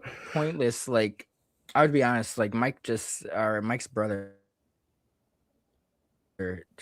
he became such a man. He made some. Stu, you made me think of this when we were talking about certain faces in the back chats. Fucking he has got I feel like I was talking about Caleb's lineup earlier, but I think Mike's brother has the worst haircut evolution over everybody in the series, especially at the very end. That very end scene, how he looks, bro. All of the who is it? It's Jonathan and Nancy and Steve and Robin. Robin looks cool. Robin looks like she could walk in right now and not look. Yeah, The other three look crazy. Nancy with her short hair and her shoulder pads. Steve looks okay, but Jonathan. Do you guys think that was cheap? With I want to speak on the relationship real quick. Did like Nancy why can I Jonathan and Steve, like I thought that was such a cop out the way that relationship played in a way. I thought it was a cop out how the relationship played out in a way. I felt like Steve kind of, I don't want to say earned, or I don't know. I felt the Nancy Steve shit going on in season 4. I'm kind of Team Steve. I always Jonathan thought was that a cup. Steve, the actors, Nancy and Steve, have better chemistry than the real life couple that is Jonathan and Nancy, which is weird. Yeah, are they still together? I'm not even sure. Yes, but they never seem like they had that much chemistry. Nancy and Steve look fucking perfect together on screen. You know? Mm-hmm. Yes, not the other way around. No, she broke up with both of them at the end, right? Did I read that correctly? Like her and Jonathan weren't together. Did her and Jonathan break up or just decide not to get married? See, I did not catch the breaking up part. When when that painting room scene happened, they did non-marriage. Yeah, the non-proposal. I kind of took it as like maybe there's some kind of pressure on us to get married. Let's just say like we're not getting married, right? And just I think they Nancy kept giving Steve the eye though, bro. Okay. Like I'm sure with you on that, Vern. Yeah. I don't know about that, Jonathan. That's why I call Jonathan a cuck, because there's just too many looks Nancy was giving Steve, where he's just like, okay, he's got his shoulders. That's why you say Steve, bro. He was he was a New Mutants, terrible cannonball, but that I don't know. That's why I said Steve. Yeah, he earned. He had an evolution. Steve regressed. I mean, Jonathan regressed, bro. He was the carrying brother to the pothead in the background. I mean, as far as characters go, Steve is a million times better character than Jonathan. This is a great. I missed this slasher. Fred, what up, brother? So I think what made Stranger Things such a great show is that you had so many 80s movies stars like Sean Astin, Carrie Eagles, Yeah. Robert Englund, Matthew Modine. Matthew Modine, I don't know who the fuck that was. That's Papa, but I don't like. I looked into him. I don't know who the fuck that guy is in the 80s. I know that name, What? but Robert Full Englund is the Metal one. Jacket, man. I know the movie, but I don't know. I mean, I know that movie, but I don't know who the hell that guy is. He's Joker in Full Metal Jacket. It's been a while. Who's but Robert Englund? Robert Englund. Where was he in? He's Stranger Things? He's Victor Creel in season 4. He's Oh, the one shit. they do like the Hannibal Lecter scene with him. They're really like doing Hannibal Lecter big time when Robin and Nancy go to see him in the prison, and he's all creepy and shit. He's got his eyes cut out. Yeah, okay, he's the dad. Yeah. Okay. Oh, Victor Creel's dad, right? Yeah. Or is Yep. he? Yeah. All right, so let's do. We got a lot of people in the comments that have ranked theirs. Let's start with you, Stu. Like I said, I know it's not super fresh in your head. You didn't just do a rewatch, but if you had to rank the seasons, what's your list? What's your order? Man, number one's got to be season 1, right? Where it all started. I don't think we're here 10 years later without that season. I think it just did an incredible job. Could have been season of, 1 like, and still been like timeless, you know, like if they would have just ended on season 1. Absolutely, dude. Right. Absolutely. Just a work of art. I'm gonna go like 2 right after that. I really enjoyed 2. I did rewatch a few episodes from 2, and I really enjoyed 2 gets shit now. Yeah, That's another conversation. I don't know where all this hate for 2s came from. Like 2, a lot of the shit people love was established, like the mythology, certain characters it was established in 2. So I don't think it gets shit on that much. I don't does, think bro. Like I looked into it because you were saying that. I'm like, damn, why do people not like season 2? And I just looking around, it seems to be that's consistently like people's second favorite season. Really? A lot of that and 4 Okay. or like the 2. It's always 1 and then 2 and 4 and then so on. I might be behind. It might be some retroactive shit, but I remember season like, or maybe it was around when season 3 and 4 were coming out. Like people were claiming 2 was the worst, and I'm like, oh. Season 2 is like 1 where it's tight.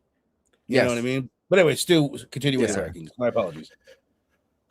Man. 1 is 1. I don't want to be like super lame and just go 1, 2, 3, 4, 5, but it's almost like that. It really is. Yeah. I could totally see that. I mean, yeah. I'll say I don't. I will put. I don't know.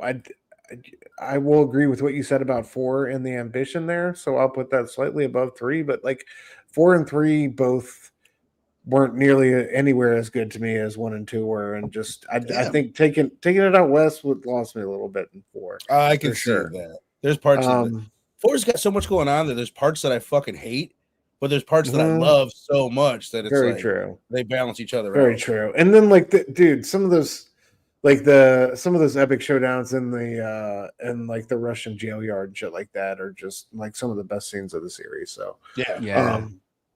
I'll put 4 above 3 for that reason. And then 5, 5 has got to be number 5 on the list. Just, I just think a monumental task and, just trying to tie up all the loose ends. And like you said, man, a lot of the CGI, it felt like the least authentic and the most forced. Yeah. Right. And a far cry from the world that we started in, but that's part of that is to be expected with the massive success that it was. But still, I still think they did a great job bringing it all back home at the end.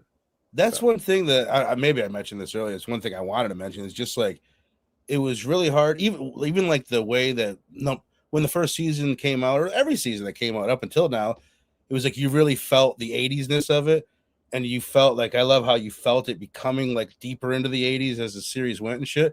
And then this one, at this point, Hawkins had changed so much. Before, all the crazy shit was just happening to the cast and the world was the same. Now the world has changed. So it's harder to make it feel like the 80s when you're spending half the time in the Upside Down and the town is split in 4 and all, you know what I mean? Like it was harder to do that. That's why it was less impactful. And it's like, I remember, so like on the rewatch going through season 2 and like all the jams they were using there and like how just well placed they were put. And then kind of going through back through season 5 and like all these crazy huge Prince tunes and David Bowie heroes and stuff. And like the first time I watched it, it got lost in the mix for me. I didn't even realize they were using One that these resonated. songs. Like it just, I don't know. It was weird. Sorry. I know. I agree with that. I noticed that season 5 they went with bangers, but it's like I don't know. The only one that really placed well with me for the scene was Purple Rain. You know, Yes, it felt like it fit. Like the other ones were just like, Right. hey, it's 80s. This was an 80s banger. Like, Right. I've been singing that all day too. Purple. Yeah. I'm not even. I was telling my wife, I'm a music man. I love all types of different music, dude. All types of shit. I've never I don't get the Prince Don't say it. appeal. I don't fucking get it, man. I don't fucking get it. It's like, okay, I've tried. I don't fucking think it's that impressive. I'm not fucking. yeah, because he Prince. does like a big peeled Prince is like he does a lot of shit on his own. Like he's the reason to his success. You gotta purify yourself in the lake, the waters of Lake Minnetonka. Lake Minnetonka, bro. Yeah. After some pancakes. And come on now. Obviously. Blouses. You're out there in the Midwest anyway. It's not that far of a drive. All right, I'll give it a try. You know All what? right. After this, maybe I should go back into the well. The 80s, He's like pop artist, was never my favorite, but I really came around. Like I love Michael Jackson. I think Michael Jackson is fucking God. So it's like he should. If I love Michael Jackson that much, I should be able to appreciate Respect Prince. Prince. I never got into it in that way. Like I can get into it. Man. I think his shit. vibe was definitely like not everyone's gonna go around in assless chaps and shit like that, but his I do vibe not. him, bro. You saw me right now. I think that throws. But I think he was more of an Michael Jackson was a king. Don't get me wrong, but I think in terms of those two, like Prince Right. was more of the artist. Like fighting. Michael Jackson was the commercialization of that, like the pop product.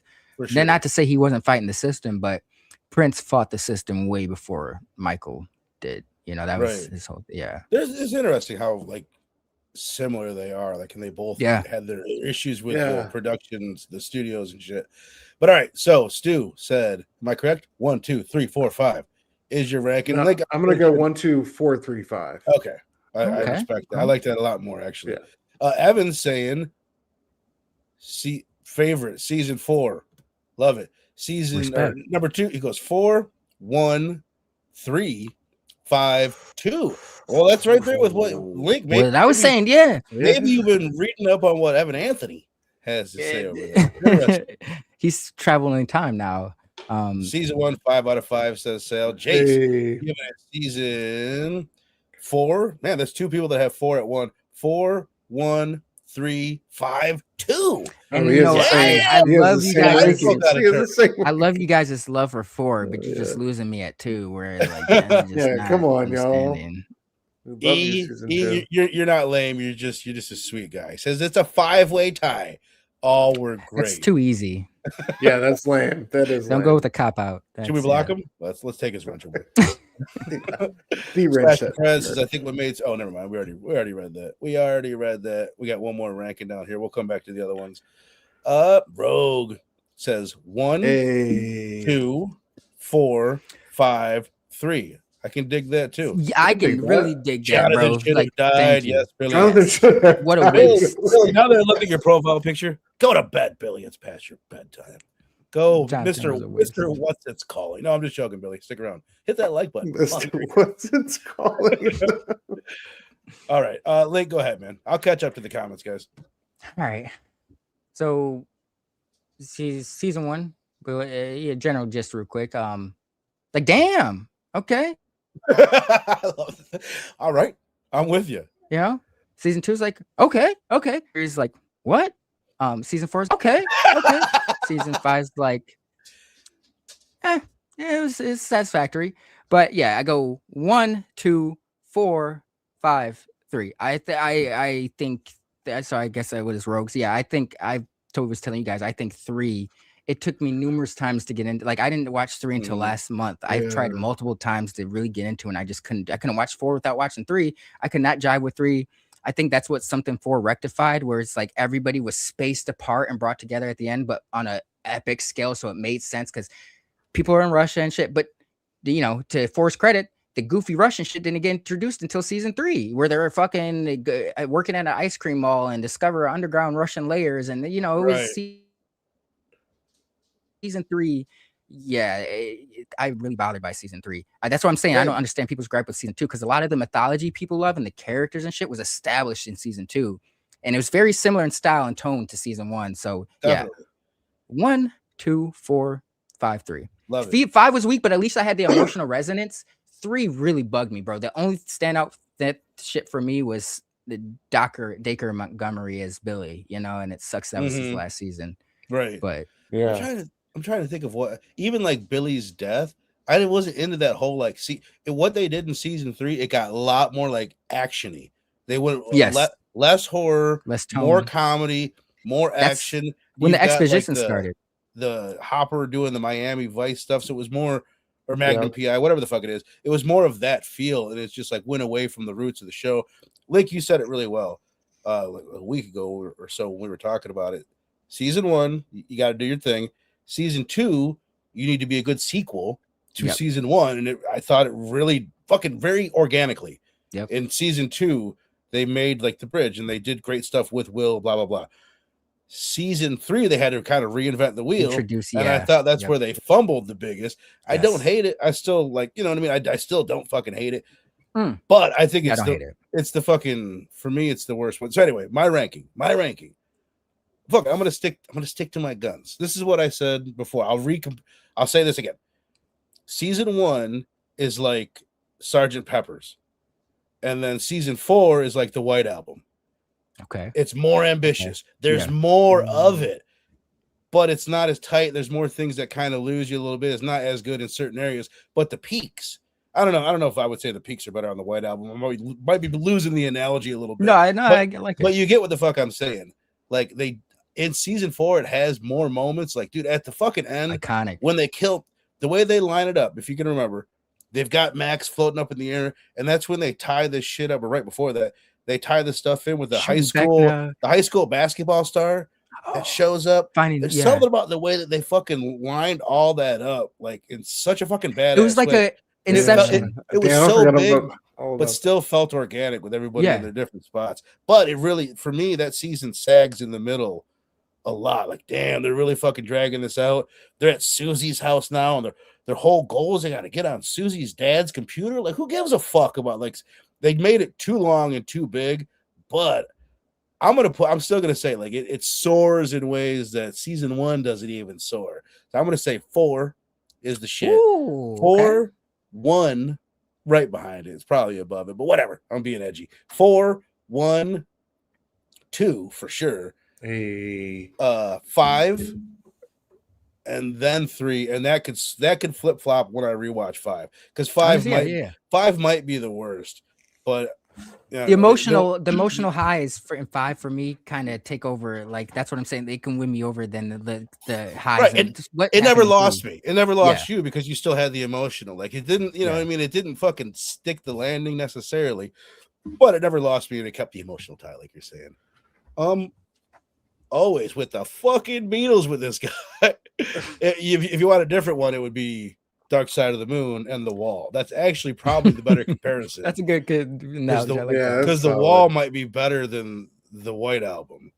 Or I could be cool and I could say, like, Kendrick Lamar's Good Kid, Mad City, and whatever that one was with all the people in front of the White House. What was it? Pimp a Butterfly. God, that was fucking brilliant. Pimp a Butterfly season 4, baby. That shit was fucking crazy. Paul Reiser, how did I not, dude? Grok, you're letting me down because I didn't mention you. Oh, he was the doctor, right? The nice doctor. Yeah, hell yeah. Okay. I would say out of those 80s cameos, to go back to that, it's Bob is number 1 for me. Sean Astin, and then probably Paul Reiser after that, as far as like the big 80s stars that came back. Winona, you don't fucking count. And honestly, I haven't liked you since season 2, so you can. I haven't liked her since she stole shit. Man, thinking about Paul Reiser makes me think about how cautious they used to be going into the Upside Down. I know. They were so cavalier with it by the end of it. By the end, everybody's just driving, walking in and shit. Driving, fucking hold it open. Fucking. You know, at one point where Dustin's like, "We're in the Upside Down," they're just hanging out. Yeah, just making calls and shit. Yeah, relay the message. Yeah, it was a whole other reality. Yeah. season 3 had Scoops Ahoy that alone gets a vote, and I actually like that stuff. Robin and Dr. Montgomery, the only highlights of season 3. Yes. we never, dude. Like, this is what I was gonna say. I asked you guys earlier. I'm like, what are your thoughts on Robin? And then you guys are like, I like her, and I just kind of like forgot to say, I fucking hate her. I don't hate her, but like, she bugs me. Like, I don't like when characters are like, oh, that's the annoying character. It's like, yeah, well, she's fucking annoying. Like, I'm Nancy annoyed bugged me by the more than annoying Robin. characters. Nancy. Yeah, I didn't like Nancy. Was kind of giving me vibes of a Skylar, bro. Where it's just like you just like to make shit more complicated. Yeah. I know the type. It's like, what are seriously? If you don't have a headband and a shotgun, like, what are you really doing? I liked. You know what moment I loved is where she's about to shoot that shield generator thing, which somebody was asking me what was up with it. I don't fucking know. Vortex. It was that rock. We'll find out about it in the spinoff. But like the way that episode ends, he's like, Jonathan's like, "Are you sure you should do this?" She's like, We'll find out. And then she blasts at it. There's been like a bunch of times throughout the series where she did something really similar. Yeah, She's like, I'm going for it anyway. She ends up coming out like gold on the other side. I just loved it that it blew up in her face, literally. Finally. I thought that was actually a really well written one. Bob is the man. That's what I'm talking about. Bob is the man. Yeah. Hell yeah, Bob. We miss Mr. you, Bob. Clark. We miss you, Bob. Yes. They brought- Shut up. Yeah. They brought Oh, yeah. Mr. Clark in, and then they didn't do shit with him, which was Not at kinda, all. yeah. But they were just trying to like do everything. Yo, I did like how they give Mr. Clark props with the librarian. He was like smashing. over at Yeah, us. my man was Mr. laying down the Clark. the That boy library. is putting in work. Yeah. Laying down that stamp, bro. Fun fact. I got a couple fun facts for you, and then we'll fucking get out of here. Miss Harris was Holly's teacher in this. Was played by the Duffer Brothers high school drama teacher, who inspired them to be creative. So I thought that was pretty cool. Wow, That's that is- real life drama teacher. Name is Hope Hines Love. Ooh, The series ends. I guess we already said this. The series ends exactly how the Duffer Brothers always planned, with the kids playing D&D. They envisioned it the whole time, and then I guess I already mentioned this too. The Broadway play. Oh, this is the one thing I wanted to say. Stranger Things. It's called One Last Adventure. The making of Stranger Things 5 is coming to Netflix January 12th. So keep an eye out for that. It's supposed to be like a behind the scenes, very, very touching. So I'm really looking forward to that. I'll probably cry. Dipshit Derek, dumb fuck Derek, as I like to call him. We never mentioned him. What'd you think of it? I liked the little Dude, shit I love he that. threw on I me. saw a clip from that kid. He was on like Fallon or something like that, and they were talking to him about it. And like, how'd you keep it a secret that you were on the show for over a year or whatever? He said his mom told him to tell people that he was involved with a documentary about sausage. What the fuck? Just to think, he's like, hey, nobody had any follow-up questions to it. That's hilarious. It's like, what were you filming? Oh, I was in this documentary about sausage. It's like this little fat kid tells me some shit like that. It's like, oh, all right, yeah. He was funny. At Yeah, first I thought I'm like, that shit was okay, hilarious, dude. Derek is the GOAT, Yeah. said Jace. Hell yeah. Dumb fuck Derek, as I like to call him. Yo, who was the biggest like waste of space character to you guys? Ooh. For me, it was the stoner from season 4. I'll be honest. I was like I agree with you, bro. I think you might be right there. Oh, He's the only person I did Get him not the care that fuck they did outta not here. touch on season 5. I was like, okay, you didn't need to be there Yeah. to begin with. For me, Like, I it's don't- Linda Hamilton. She's the biggest She's up because there. at Okay. least like she never made me I get giggle. that. She never made me fucking anything. I Like can at least understand that. Argyle, you never got one joke, one giggle out of Argyle. Maybe slightly, bro, but at least at Linda Hamilton, I got what they were going for. But our guy was like, well, I get that was such. I felt like it was like, all right, we need someone funny. Everyone's getting so Right. serious. Let's put in this cliche stoner, Stoner, you dude. know. I liked in Yeah. season 4 that they made like that was part of the series becoming more adult. Is like within the first 5 minutes, they're like, Jonathan smokes these funny plants with his friend, blah blah blah. It's like, oh damn! Like season 1, you wouldn't have expected them to go into having a character smoking weed Yeah. at the beginning of it. Yeah. Delightful Nancy, Derek. dude, Nancy flush a stash down the toilet. Like, damn, bro. Yeah. Slasher Fred says, if you ever see that movie Gattaca, Maya Hawke's brother is in. Amazing, bro. That's her dad, isn't it? That's her dad, bro. What you talking about? Yeah. I was like, what? He's an infant? I was like, he's like, oh damn, he did some Yeah. Will Smith shit, dog. Did I ever tell you all that shit? I saw like somebody asked her about what her mom's advice was for Yeah. working with Quentin Tarantino on Once Upon a Time in Hollywood, and Uma Thurman was like, "Just don't show your feet." Leave your I had shoes seen this on. No sandals.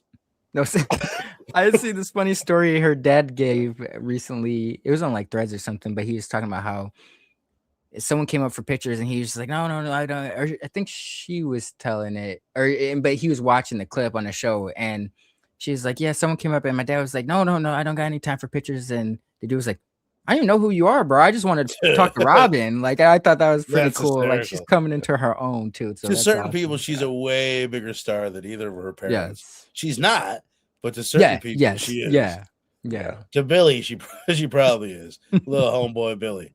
All right, Billy, hit that like button, then go to bed. All right, let's wrap this bitch up, man. We don't gotta rate it. We ranked it. We all ranked it at the bottom.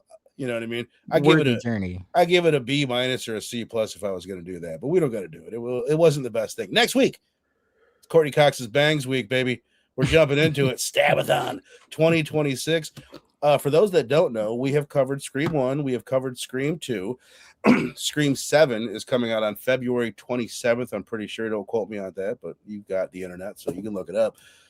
And so what we're going to do is from now on, next week we're doing Scream 3, and then every other week until Scream 7 comes out, we're doing a Scream movie starting with Scream 3. Best part about it, other than that, I love most of these movies, and they're going to be really fun to talk about. Stu hasn't seen them, so don't spoil them. Don't tell us who the killer is as we go through this thing. I love that. Again, I told you backstage, I love that we're going to have someone on the panel that hasn't seen any of these movies and doesn't know who the killer is. I can't wait for him to watch 4, bro. That's I can't wait for everyone. I already know this poor black dude's about to get killed in the first 17 minutes. God damn. He'll mention that. I'm pretty fucking sure. At this point, they're aware of that, so they might hang on to him for a little bit longer. This is the most. A lot of people say it's the worst one. Still fun. It's still a solid, fun movie in my opinion. It's still, that hair is wild. I love that little. I feel like it might be the most meta of. Let me say one thing going into it, just to keep in mind. No spoiler at all. What the fuck is his name? What's the guy? Liv Schreiber? No, the producer, the Hollywood guy, Harvey Weinstein. It's produced by Harvey Weinstein, and just there's a producer in the movie. I feel like there might be some meta shit way before the Me Too movie. Yeah. It almost feels like Wes Craven is making some kind of statement about Harvey Weinstein in his own movie. Oh shit! I don't know. It's something that it adds another layer to it, which is why I wanted to mention it to you. Oh yeah, and that was a Miramax, right? Like Scream was heavy Miramax. Yeah, okay, yeah. That sounds like something Wes would do. Is that Michelle? Is that Michelle Williams on the far right? Who is that on the far right? Or is that just Michelle Williams? What the hell is her name? Oh no, it's not Posey, Parker. Parker Posey. Parker Posey. Thank you. I'll look it up. What's that chick's name? Blanking. What is the movie that Link saw? No, Parker Posey. It is Parker Posey. Okay. Yeah, that's her. Heard. It's cool. I kind of love the movie. It's fucking stupid, but it's kind of great at the same time. The worst out of the three, that makes it sound like it's bad, but that's it's all solid. It's the same as season 5 being the worst of Stranger Things. Yeah, it's all solid. Yeah, it's all relative. So that's next week. That's next Thursday. This Monday, I'll be on PCP movie night talking Heat, man. I'm gonna be there too, bro. Oh, you will? Can't wait, bro. I just can't wait to. Are you fucking kidding me, Verno? Dude, I'll probably say the same thing on Robbie's show, but in my hometown, did you guys have in your home, like back in the day, like a $5 movie night at the video store? The dollar $5, you could get 5 movies, or whatever. But this actually here it was $6 get you 6 movies, and we rented Heat like a dozen times, and it was that and New Jack City were the 2 movies that we would always rent and never watch. I was about to say, how old if you put it on, if you just put it on for the first scene, like I know you never watched it because if you put it on for the first scene, you're in it. You're sucked in. Well, depending on how old you're in after that first scene. I was in high school, 12, 13, 14, 15, something like that. I mean, I would have been into it. You know what I mean? I was always dude. It's like one of my favorite movies of all time. I've seen this movie probably fucking 80 sometimes, man. It's just damn. Why can't I think of the director's name? What's his name? Michael Mann. Michael Mann, baby. Hell yeah. Hell yeah. So I'm stoked. Fucking perfection. Val Kilmer, like everybody is so good. I think it's that runtime. That's what always kind of kept me away from it. It's like a 2.5 hour long movie, right? It's gonna evaporate, bro. You're just gonna want more by the end of it. You know what I want more by the end of it every time is more ink and insight. Can't get enough going on over at Dr. Doom's fan club. Tell them about it, Big Stu. Every Wednesday night over on the Dr. Doom's fan club YouTube channel, me and E talking about our favorite new releases from Marvel, DC, Image, and the Indies. We had a fucking horrible week of comics to review last week, so we instead talked about some of our favorite single issues from. I love how you guys like most people will be like the definitive best single issues. Some of our favorites, not even like the main favorite, but like some of them that were pretty good.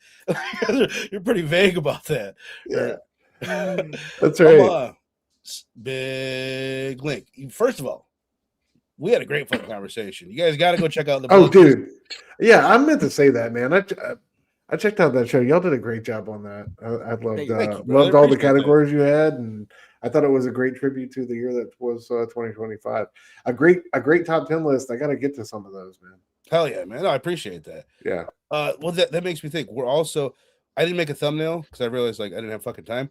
But Link, we got to get together maybe Sunday afternoon because we're doing fucking rock. Maybe Tuesday night. We'll talk about it. You guys follow the show on Instagram at blood.splatter.chatter to find out when exactly we're going to do the 2026 look ahead to the movies that are coming up. We definitely want to get together and do that. Stu, if you're feeling frisky, you're more than welcome to come and join for that. You don't have to watch anything. You don't have to fucking do anything. But just throwing that out there. You're more than welcome. What do we got? We got coming up first. Bone Temple. Bone Temple's right around the corner, isn't it? That's Temple. Like there's week, right? Fucking Daisy Ridley.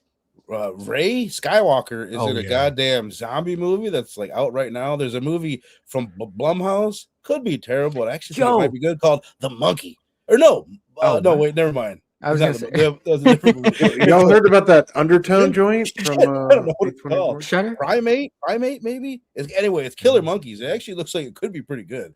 There's not enough Killer Monkey movies out there. Shutter's got a they just released the trailer. I meant to send it to you guys, but it's got like Daphne Keene X-23 and it kind of reminds me of like Talk to Me vibes of that. But they blowing this fucking whistle. Huh. It's by Shutter, but it looks pretty intense. Like I'm gonna dive in and do my homework. I've already done it a little bit, just trying to pick out like what's coming up in 2026. So we had a really fun time doing that last year. So keep an eye out for that. Again, Heat on Monday night. Link. Fucking Mark's bailing. Mark's having trouble at work, everybody. So we're shutting down the studio. We're shutting it down. No, I'm just joking. You're not doing anything on Geeks Unleashed this week? I'm just giving you shit, Mark. I love you. For the foreseeable future, the life happens. This is all luxury. So right, once exactly. It gets a handle on that, I'm sure we'll be back. But nothing for the foreseeable future. But we'll be over here. Hells yeah, that's what I'm talking about. That means we can double down. Right here on Blood Splatter Chatter. All right, been a great show, man. Been a great chat. Appreciate all you guys. Evan, Rogue, EZ from 9 Panel Grid, Most Dope Comics, Billy Judd. You better be in bed, you little silly fucking bastard. Slasher Fred, Jace Hurd, Rogue Collecting, Sal. I'll just say your names over and over. I don't know who I missed and didn't. Obama. Remember when I used to say that? It was never a funny joke, but I used to say it. Obama was in here. SoCal Dan, you son of a slut. I think he left after I talked shit about his mom for the 50th time. I was just joking. And you. I appreciate you, Isaiah. All right. Yeah. You guys are cool. Heat, PCP movie night, and Scream 3, baby. We will see you there. Thank you so much. Stay strange. Whoa. There you go.